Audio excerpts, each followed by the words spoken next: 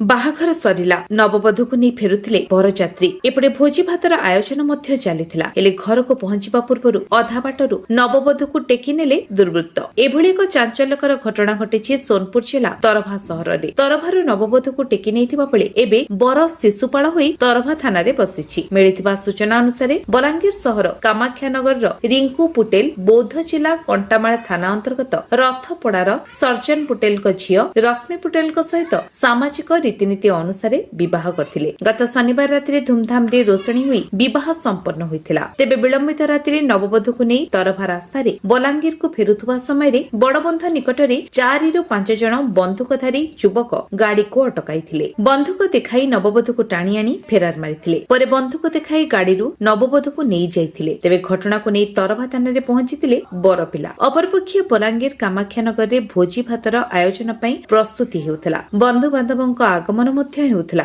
ବାହାଘରରେ ଚାଲିଥିବା ଏକ ଖୁସିର ମାହୋଲରେ ଏବେ ଯେମିତି ପୂର୍ଣ୍ଣଛେଦ ପଡିଯାଇଛି। ନ୍ୟାୟ ଅପେକ୍ଷାରେ ପୁଅ ତରଭା ଥାନାରେ ଥିବା ବେଳେ ଏହି ଘଟଣା ଜିଲ୍ଲାରେ ଚାଞ୍ଚଲ୍ୟ ଖେଳାଇ ଦେଇଛି। ଆମେ ବଲାଙ୍ଗୀର ବିଲାସିନୀ ପୁଟେଲ 4 ବଜେ କାଲି 7 ବଜେ ମୋ ଭାଇ ବରାତି ଗଲା କଟା ମାଲକି କାମାକ୍ଷାନଗରରୁ କଟା ମାଲକି ମୋ ଭାଇ ଗଲା ବରାତି ଆରୁ 4 ବଜେ ମୋ ଭାଇ ଫୋନ କଲା ଯେ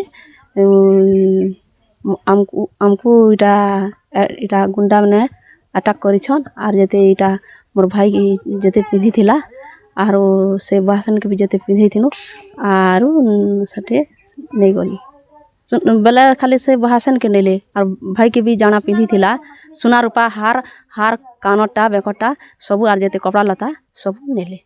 ଖରାପ ଲାଗୁଛି ମନ।